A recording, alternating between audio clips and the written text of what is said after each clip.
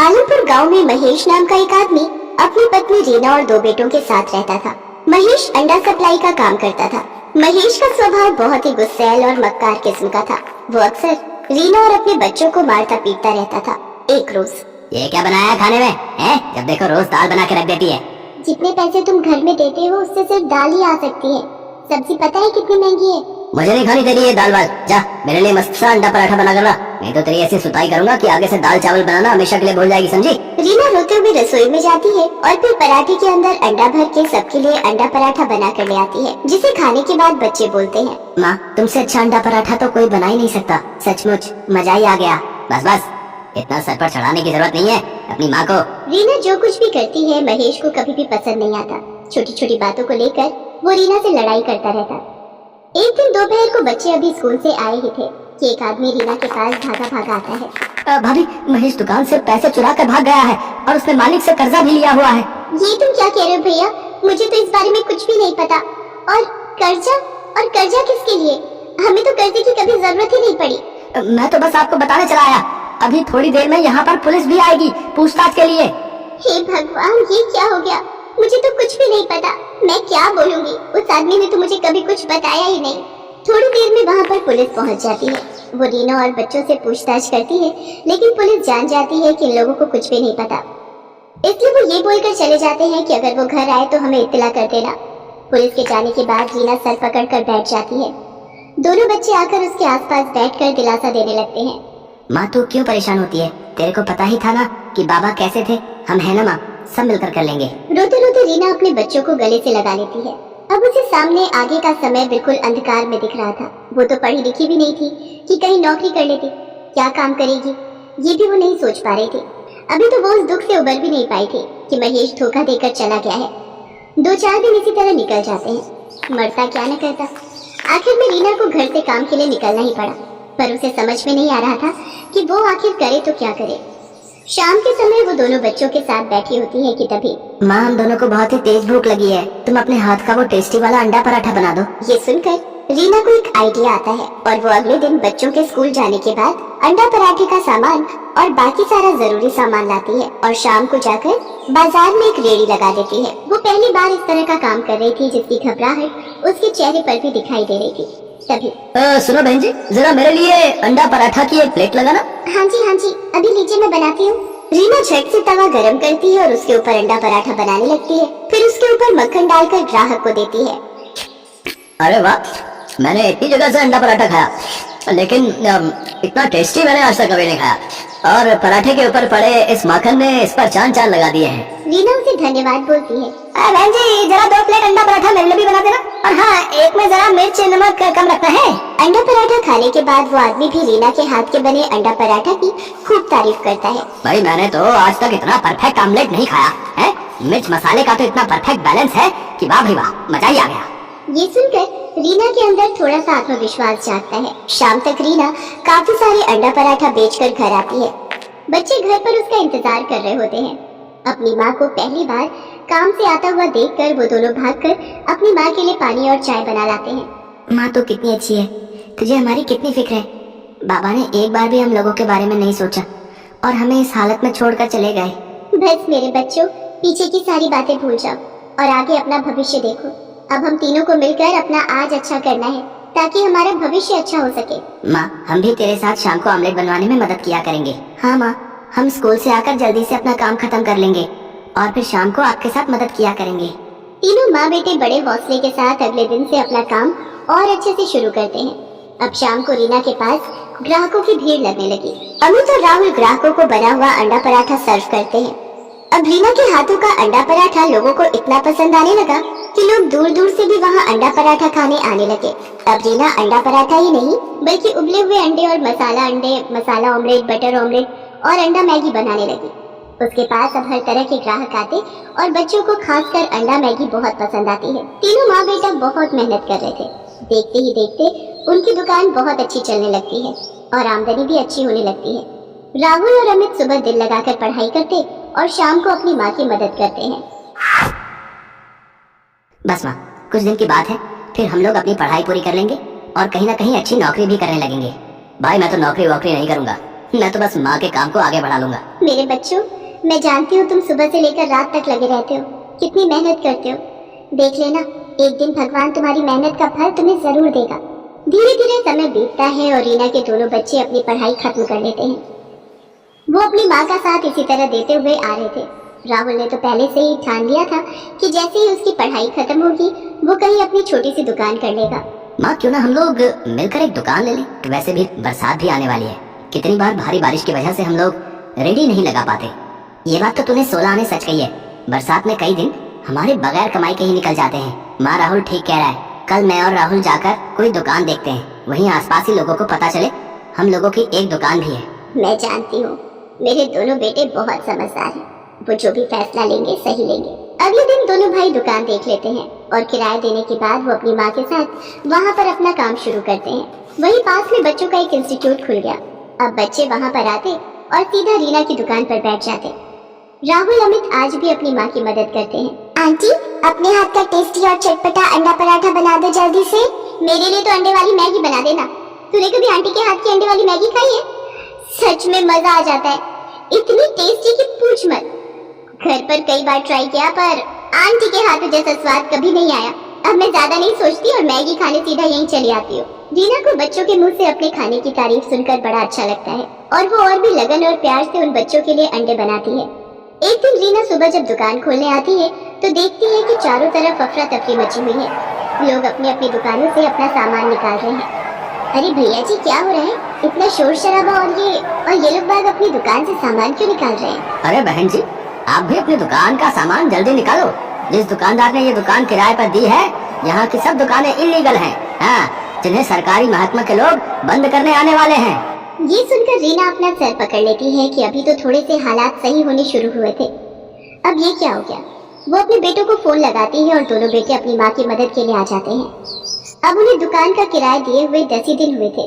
रीना थोड़ा विचलित हो जाती है। वो लोग जैसे तैसे करके दुकान का सारा सामान निकाल कर बाहर ले आते हैं और सरकारी लोग आकर दुकानों पर ताला लगा देते हैं। पता नहीं भगवान की क्या इच्छा है, जब भी थोड़ा समय अच्छा होने लगता है तभी कोई बड़ी मुसीबत आने लगती है। माँ तो फिक्र क्यों करती है, हम देख लेंगे, कुछ ना कुछ हो जाएगा। रीना अपने दोनों बच्चों के साथ वापस वहीं फुटपाथ से शुरू करती है जहाँ उसने पहली बार अंडे की रेडी लगाई थी। जैसा कि रीना को डर लग रहा था कि अब क्या होगा, फिर दोबारा से काम कैसे शुरू होगा। फिर ऐसा रीना के साथ कुछ नहीं हुआ। उसके हाथों का स्वाद लोगों को उसके पास खींच ही लाता है। धीरे धीरे 1 साल का समय बीत जाता है। रीना के हालात बहुत ही अच्छे हो जाते हैं। धीरे धीरे उसके पास थोड़ी बहुत जमा पूंजी भी इकट्ठी हो जाती है, जिससे उसका आत्मविश्वास और बढ़ जाता है और वो अपने काम को आगे बढ़ाने का सोचने लगती है। अब वो अपने बेटे राहुल को भी अपने जैसा अंडा पराठा बनाना सिखा देती है। अब माँ बेटा दोनों मिलकर दोनों अलग अलग जगह पर दुकान लगाते हैं और दोनों जगह की आमदनी से उनके हालात बहुत ही अच्छे हो गए। अमित ने एक अच्छे से ऑफिस में जॉब कर ली। आखिर एक गरीब अंडे पराठे वाली बहू ने अपने आप को आ गई तू। माँ बहुत भूख लगी है, कुछ खाने को बना दो जल्दी से। बता क्या खाएगी? माँ सबसे जल्दी तो मैगी बनती है ना? मुझे पता था कि तू मैगी ही खाएगी। चल हाथ मुंह धो ले, मैंने पहले से बना कर रखी है तेरे लिए। सच में माँ, मैं बस अभी आई फिर तो। ये कहानी है रिया की, जिसे मैगी बहुत पसंद थी। वो हमेशा खाने के लिए अपनी माँ से मैगी ही मांगती थी और जब घर में कोई नहीं होता था तब भी वो खुद मैगी बनाकर खाती थी। ऐसे ही वक्त गुजरता चला गया और फिर वो दूसरे शहर जाकर हॉस्टल में रहकर पढ़ाई करने लगी। और फिर एक दिन, हेलो रिया, क्या कर रही है? कुछ नहीं माँ, बस नाश्ता करके कॉलेज जा रही हूँ। अरे वाह, क्या बनाया नाश्ते में? वो माँ, मैंने मैगी ही बनाई होगी। हाँ माँ, थोड़ी देर हो रही थी तो मैंने सोचा कि मैगी ही बना लूं। अरे मैगी की भूखी, तेरा पेट कब भरेगा इस मैगी से? पेट तो बहुत अच्छे से भर जाता है माँ, बस मन ही नहीं भरता। जब से रिया हॉस्टल में आई थी तब से ही वो दिन रात बस मैगी ही खाती रहती थी। ना तो उसने कभी कुछ और बनाना सीखा और ना ही सीखने में रुचि ली। ऐसे ही उसका कॉलेज भी पूरा हो गया और फिर वो अपने घर लौट गई। फिर एक दिन, सुन जल्दी तैयार हो जाना, ठीक है? क्यों, क्या हुआ? कहीं जाना है क्या? अरे पगली, बताया तो था आज लड़के वाले आ रहे हैं तुझे देखने। क्या माँ, मुझे अभी शादी नहीं करनी। अभी नहीं तो कब करेगी? बुढ़ापे में क्या? चल जल्दी से तैयार हो जा, सरला के कहने पर रिया तैयार हो गई। सुधीर और उसकी माँ कुसुम उसे देखने आई। रिया की सुंदरता देखकर सुधीर ने उसे फौरन पसंद कर लिया और फिर 2 महीने बाद उनकी शादी की तारीख भी तय हो गई। इसी बीच सुधीर और रिया बाहर घूमने गए और फिर एक होटल में। तुम क्या खाना पसंद करोगी? मैं तो राजमा चावल खाऊंगा। वो यहाँ मैगी मिलती है क्या? हाँ मिलती ही होगी, पर होटल में आकर मैगी खाओगी? हाँ क्यों नहीं। चलो ठीक है, जैसे तुम्हारी मर्जी। उस दिन सुधीर को समझ आ गया था कि रिया को मैगी बहुत पसंद है, लेकिन कितनी ज्यादा पसंद है ये तो उसे मालूम होना भी बाकी था। फिर उसी शाम, रिया देख अब तेरी शादी होने जा रही है, अपने ससुराल में जाकर उन्हें क्या खिलाएगी? बस मैगी? अरे कुछ तो खाना बनाना सीख ले, वरना तेरी सास तुझे धक्के देकर घर से बाहर कर देगी। हाँ माँ, कल से मुझे खाना बनाना सिखा देना, ठीक है? रिया को कभी खाना बनाने में इंटरेस्ट नहीं आया। उसने जब बहुत आसानी से अपनी माँ को कहा कि वो कल से ही खाना बनाना सीखेगी, तभी उसकी माँ समझ गई थी कि वो जरूर कोई तिकड़म फिरा रही है। शादी को अब बस 10 दिन बचे थे और अगले ही दिन रिया की 4 सहेलियां उसकी शादी के लिए उसके घर में आकर रुक गई। सरला समझ गई कि अब वो उसकी सहेलियों के सामने उसे क्या ही खाना बनाना सिखा पाएगी, और हुआ भी वही जिस बात का सरला को डर था। शादी की तारीख आ गई, पर असली कहानी तो अब शुरू होने वाली थी। शादी के ठीक 2 दिन बाद, रिया बेटी यहाँ आओ। जी माँ जी।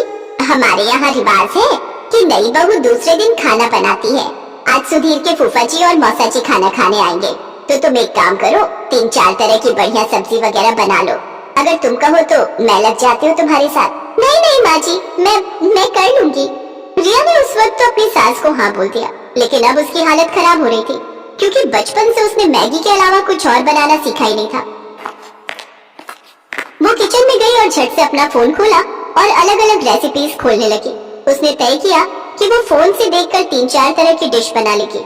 उसने खाना बनाना शुरू किया, लेकिन कुछ ही देर में उसके पसीने छूट गए। चावल जल चुके थे, मटर पनीर में मटर तो थे पर पनीर पूरा खुल चुका था। कढ़ी कच्ची थी और भिंडी में नमक तेज हो गया था। रिया समझ गई कि आज उसकी शामत आने वाली है। तभी बाहर से उसकी सास की आवाज आई, बेटा रिया, खाना बन गया हो तो ले आओ, सब लोग इंतजार कर रहे हैं।